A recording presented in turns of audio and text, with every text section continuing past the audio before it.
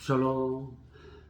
오늘도 하나님께서 우리 모든 성도들의 심령 위에 평강과 은혜 주시기를 간절히 소망합니다. 자, 오늘은 2024년 11월 10일 오늘 둘째 주 주일이었습니다.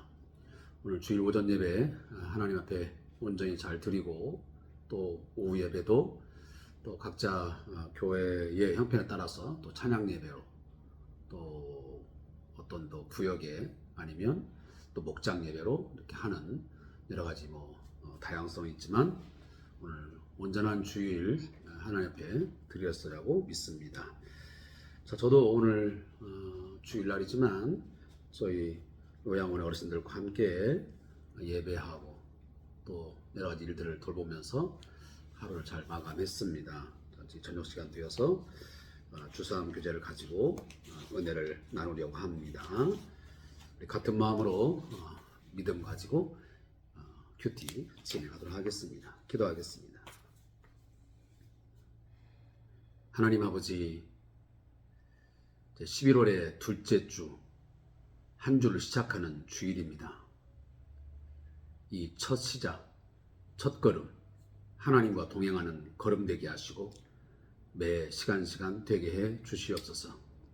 우리의 앉고 일어섬, 우리의 생각의 깊은 것까지도 통달하신 하나님께서 살펴주시고 저를 인도하시며 보호하사 우리로 하여금 하나님의 백성으로서 선한 삶의 열매를 맺게 하시고 성령의 열매로 맺는 삶을 살게 하옵소서. 오늘도 주의 말씀을 함께 묵상합니다. 이 여호와의 말씀을 잘 묵상하고 이 말씀이 우리를 온전하게 지배하여 주님의 사람으로 만들어지게 하옵소서. 예수님의 이름으로 기도합니다. 아멘. 자, 하나님 말씀은 에레미야 50장 6절부터 함께 말씀을 보겠습니다. 에레미야 50장 6절부터 우리 같이 말씀을 읽도록 하겠습니다. 자, 28절까지 말씀을 우리 같이 한 목소리로 읽겠습니다. 구약성경 1133페이지를 펼치면 될 것 같습니다. 우리 같이 말씀을 읽도록 하겠습니다. 내 백성은 잃어버린 양떼로다.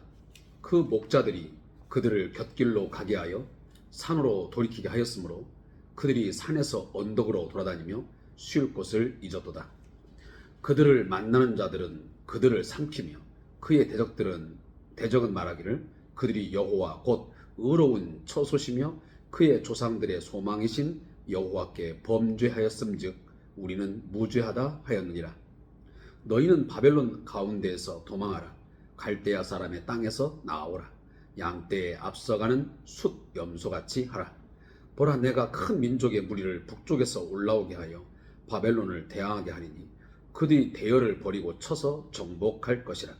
그들의 화살은 노련한 용사의 화살 같아서 허공을 치지 아니하리라. 갈대아가 약탈을 당할 것이라. 그를 약탈한 자마다 만족하리라. 여호와의 말씀이니라. 나의 소유를 도략하는 자여, 너희가 즐거워하며 기뻐하고 타작하는 송아지같이 말굽을 구르며 군마같이 우는도다.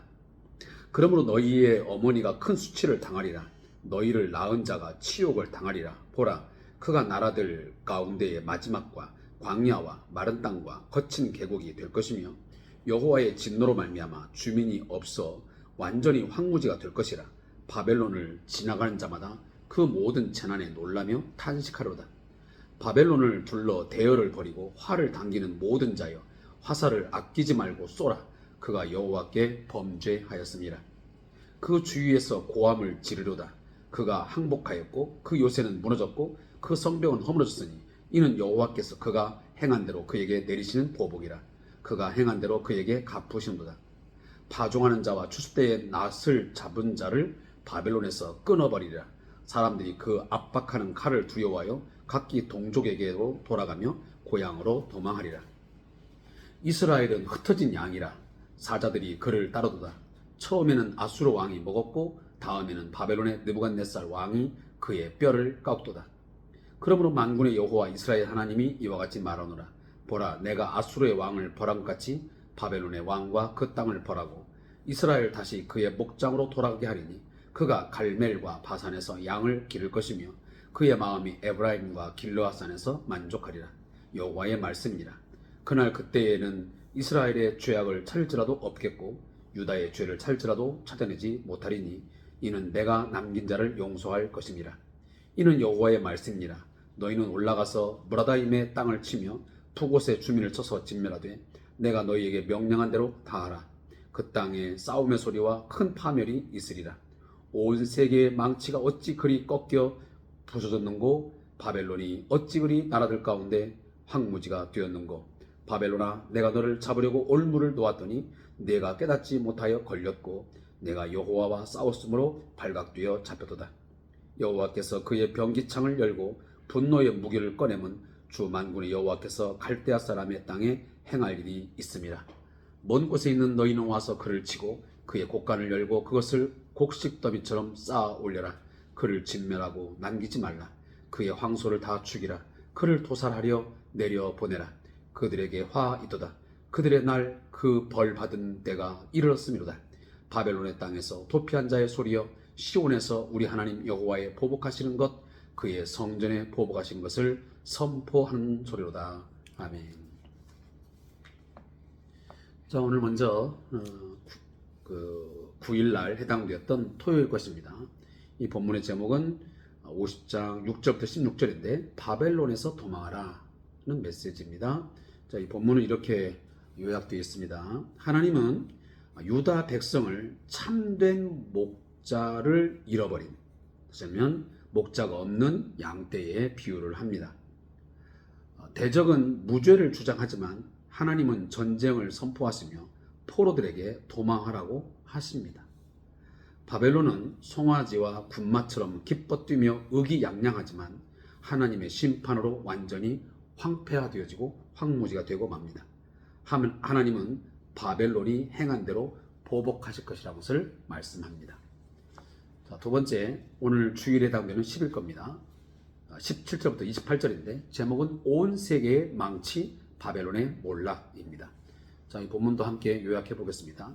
자, 하나님은 아수르와 바벨론이 사자처럼 흩어진 양 이스라엘을 잡아 먹었다고 말씀하십니다. 그런 이스라엘을 다시 목장으로 돌아가게 하겠다고 약속하십니다. 결국 회복과 구원을 약속하시는 것입니다. 이어서 온 세계의 망치로 다른 나라를 파괴하던 바벨론이 하나님과 싸우고 대적함으로써 하나님께서 분노의 무기로 바벨론을 파괴하겠다고 선언하는 것이 오늘 본문의 마지막 부분입니다. 자, 오늘 우리는 이제 바벨론에 대한 이 심판, 이 바벨론의 멸망을 함께 이제 묵상하게 됩니다.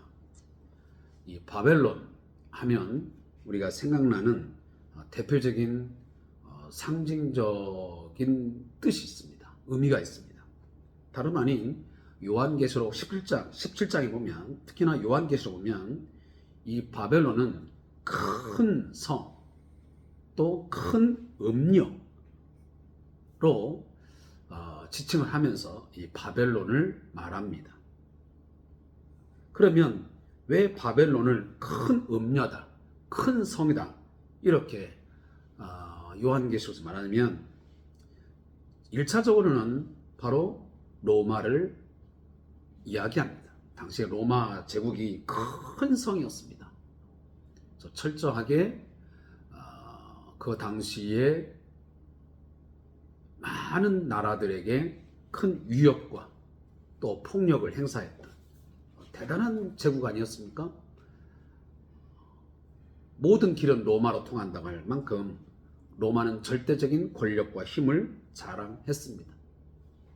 그러면서 그 하에 초대교회, 이 요한계시록에 나오는 교회들은 많은 핍박과 또 환난 속에 처할 수밖에 없었습니다.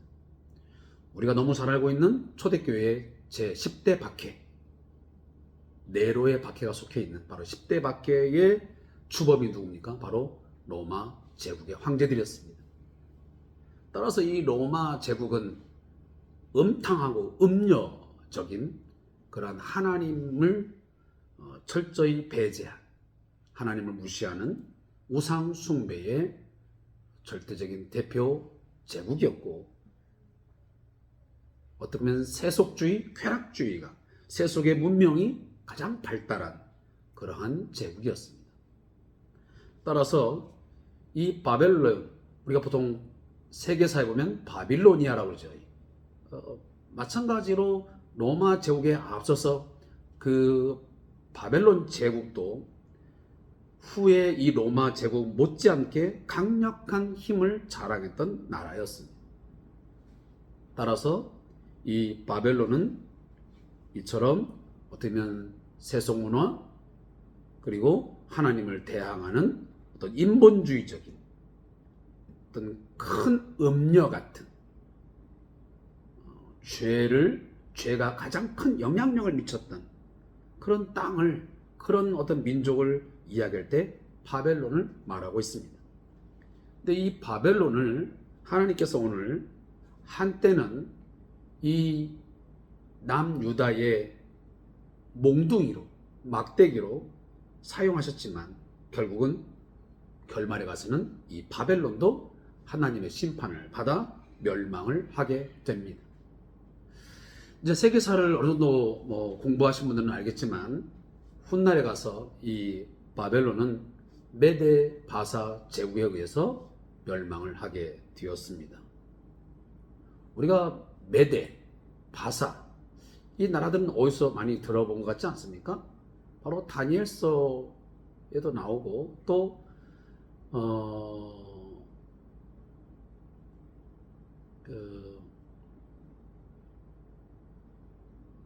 우리가 잘 아는 그 수산궁 있죠. 이 수산궁이 어디서 속해입니까? 바로 바사국입니다. 바사국, 페르시아에. 이 페르시아, 우리가 보통 메데라고 하지만 이 메데는 세계사에 보면 메디아라고 나옵니다. 그러니까 이 메데 제국이 먼저 강성하게 있었고, 바사는 상당히 약소국가였습니다. 근데 나중에 이 바사의 고레스가 강력한 왕국을 이루어서 나중에 이 메데까지 침략을 해서 합병을 해버리죠. 그래서 우리가 보통 메데 바사 제국이라 이렇게 말합니다. 그래서 결국은 이 메데 바사가 연합을 해가지고 이 바벨론을 쳐서 멸망하게 되어지는 것이 바로 세계사의 흐름입니다. 자, 그 이야기를 오늘 이제 하고자 하는 것입니다. 자, 보면 내 백성은 잃어버린 양떼로다. 그 목자들이 그들을 곁길로 가게 하여 산으로 돌이키게 하였으므로 그들이 산에서 언덕으로 돌아다니며 쉴 곳을 얻었다. 자, 결국은 남유다가 이제 이 하나님의 백성이었던 남유다 백성들이 어떤 지경에 이르냐면 목자들을 잃어버린 그런 양떼같이 되어가지고 이 산 저 산으로, 이 언덕 저 언덕으로 마구 돌아다니면서 뭔가 쉴 곳을 찾지 못하는, 뭔가 불안하고 두려운, 어려운 상황에 처했음을 오늘 본문에서 말하고 있습니다. 그래서 그들을 만난 자들은 그들을 삼키며 그의 대적은 말하기를 그들이 여호와 곧 의로운 처소이며 그의 조상들의 소망이신 여호와께 범죄하였음즉 우리는 무죄하도다. 자, 바벨론이 그렇게 말한다는 것입니다. 그 이스라엘 백성, 하지만 이 남유다가 멸망한 것은, 자, 목자 잃은 양떼처럼 저렇게 이산저산 뛰어다니면서 지금 갈피를 잡지 못하는 상황에 이르게 된 것은 그들이 여호와께 범죄했기 때문에 그렇게 된 것이고, 우리는 그 부분에서는 전혀 죄가 없다, 이렇게 말하고 있습니다. 근데 정말 그럴까요? 그렇지 않습니다. 자, 바벨론이 결국 멸망한 가장 큰 원인이 뭐겠습니까? 오늘 본문에 나와 있지는 않지만 우리가 이미 다니엘서에 보면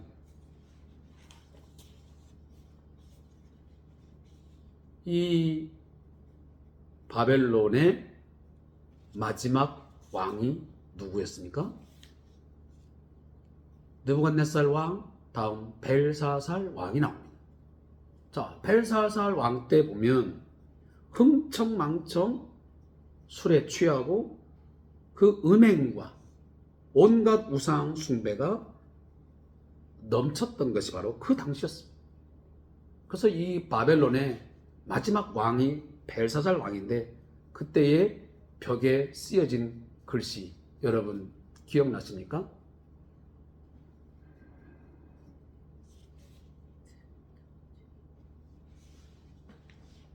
혹시 기억하시는 분? 메네메네덱의 우바르신이라고 하는 하나님께서 재고 달아보니 모자랍다. 결국 그것이 하나님의 심판의 근거가 되어서 멸망을 하게 됩니다. 하시면 바벨론의 멸망사가 거기에 나옵니다. 결국은 고레스가 결국은 그 땅을 침입하여 그 땅을 완전히 초토화시키는 것입니다. 그 이야기가 나옵니다. 결국은 그들이 무죄했냐? 무죄하지 않았습니다. 한때는 하나님께서 막대기로 사용했지만 징계의 도구로 사용했지만 그들 또한 이처럼 유죄, 무죄가 아니고 유죄했기 때문에 우상숭배 그리고 온갖 음행 그리고 세속적인 문화 이것에 번복되어서 살았기 때문에 그들 또한 하나님께로부터 심판을 받아 멸망하게 됩니다. 따라서 너희는 하시면 하나님의 백성 이스라엘 백성들에게 하나님이 말씀하십니다. 너희는 바벨론 가운데 도망하라. 다시 하면 이 바벨론에 의해서 유다 백성들이 포로로 끌려가잖아요. 그러니까 포로로 끌려감에 있어서 이제는 거기서 뭐하라? 도망을 해라. 그래서 순염소가 돼요. 양떼들을 끌어갈 때 그 앞에 순염소를 끌고 가거든요. 그런데 순염소같이 그렇게 도망을 하라고 오늘 하나님께서 이 유다 백성들에게 말하고 있습니다. 그래서 보라, 내가 큰 민족의 무리를 북쪽에서 올라오게. 결국은 이 메데 바사 제국을 일으켜서 바벨론을 이제 치실 것을 하나님이 미리 예언을 하고 있는 것입니다.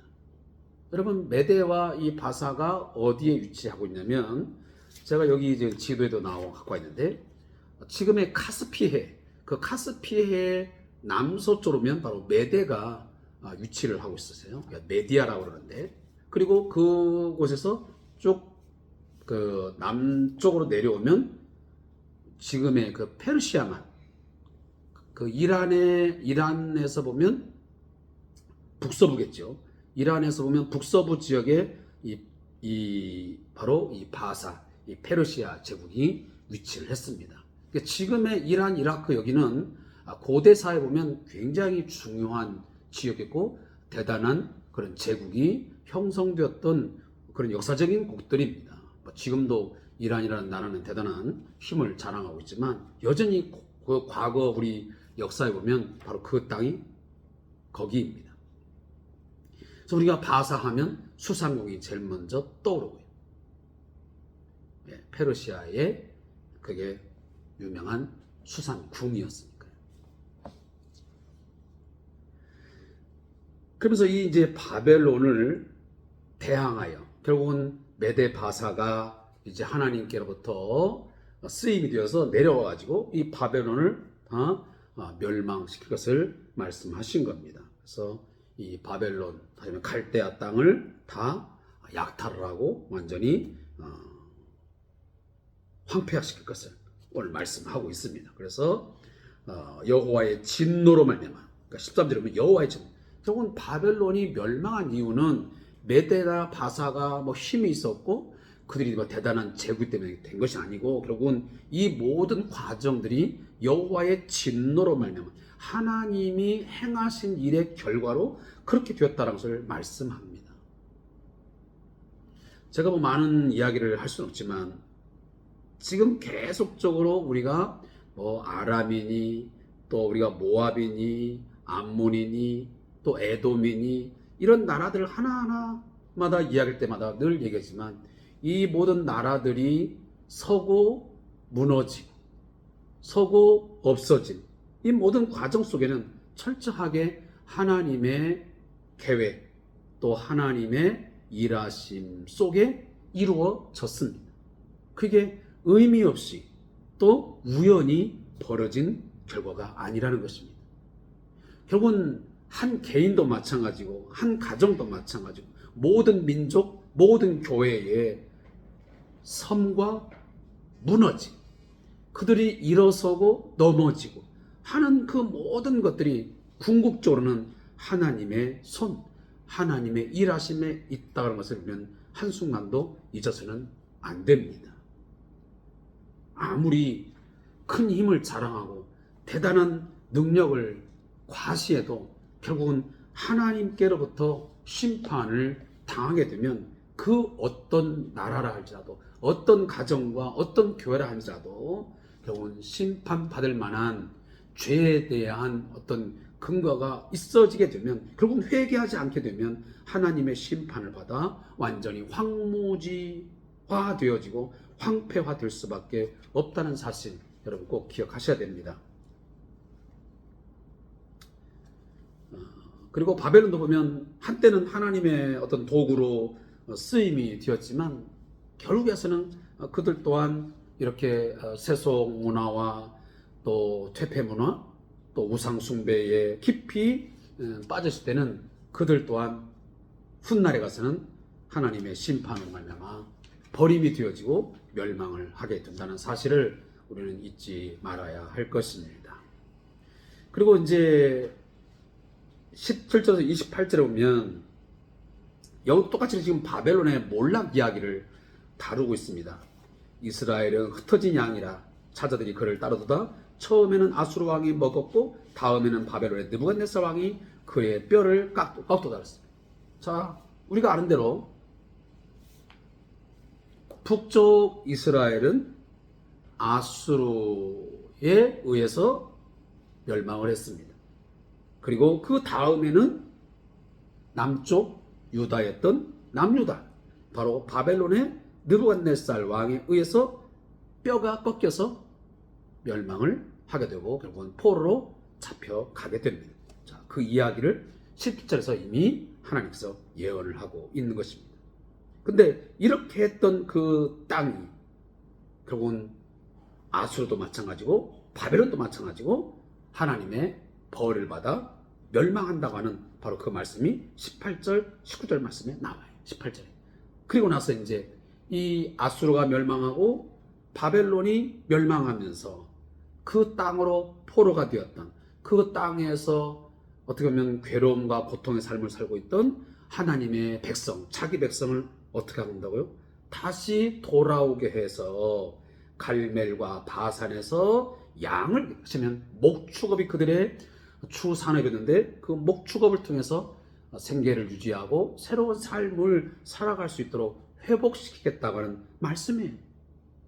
그리고 그의 마음이 에브라임과 길르앗 산에서 만족하려 그들의 삶이 만족하는 삶으로 돌이켰을 말씀이에요. 그래서 다시는 이제는 그 이스라엘 유다의 죄를 찾을 수 없을 만큼 그렇게 하나님이 새로운 백성으로 거듭나게 하고 그 백성을 구원하실 것을 말씀합니다. 자, 이것은 어떻게 보면 1차적으로는 뭐 이스라엘의 회복, 남유다의 회복도 되겠지만 궁극적으로 보면 결국은 지금 모든 민족 많은 역사 가운데 하나님은 여전히 지금도 심판을 행하시고 하나님께서 진노하시는 상황입니다. 그런데 마지막 날에 가서 자, 주님 오시는 바로 그날, 그때가 언제는 모르지만 그때에 가서는 다시는 죄악을 찾을 수 없고 죄를 찾아도 찾을 수 없는 완전한 세상, 그 세상이 반드시 우리에게 다가옴을 성경은 더불어 말씀하고 있습니다. 그래서 제가 여러 번 말씀을 드렸습니다. 성경은 1차적으로는 그 시대적인 상황적인 것을 해석하지만 또 어떤 본문들은 좀 더 그것이 미래적인, 더 나아가서는 예수 그리스도의 어떤 재림, 그 이후에 어떤 벌어지는 새로운 메시아의 그 사역의 완성, 새하늘과 새 땅이 이루어지는 그 완전한 세상에서의 그 완성을 내다보고 말하는 그런 내용도 성경에 많이 기록되어 있습니다. 그래서 우리가 1차적인 해석, 또 하나는 궁극적인 2차적 해석도 우리가 할 수 있어야 된다는 것을 제가 여러 번 말씀을 드린 것 같습니다. 근데 그것은 그렇게 쉬운 것은 아닙니다. 왜? 성경 해석학을 상당히 많이 공부를 하고 또 심도 있게 연구해야만 그런 내용들이 보여지기 때문입니다. 따라서 우리가 이단들이 보면 그런 부분들을 잘못 해석해 가지고 자신의 교주나 어떤 자신들의 어떤 그 집단을 거기다가 대입시켜 가지고 자기들 안에 뭐가 있다라고 하는 엉뚱한 해석을 하는 사람도 있습니다. 절대 그렇지 않습니다. 그리고 그래서 20절에 보면 내가 남긴 자를 용서하리라. 제가 말씀했으면 항상 하나님은 심판 가운데서 진노의 잔을 쏟아 부으면서도 항상 남긴 자, 남겨두는 자가 있다는 겁니다. 그루터기를 남겨놓으시고, 그리고 우리가 아합 시대도 마찬가지로 무릎 꿇지 아니한 7,000명을 남겨놓은 것처럼 하나님은 여전히 지금도 자기 백성들을 남겨두시면서 여지를 두고 그리고 그들을 모아서 하나님의 일들을 행하고 계시는 것입니다.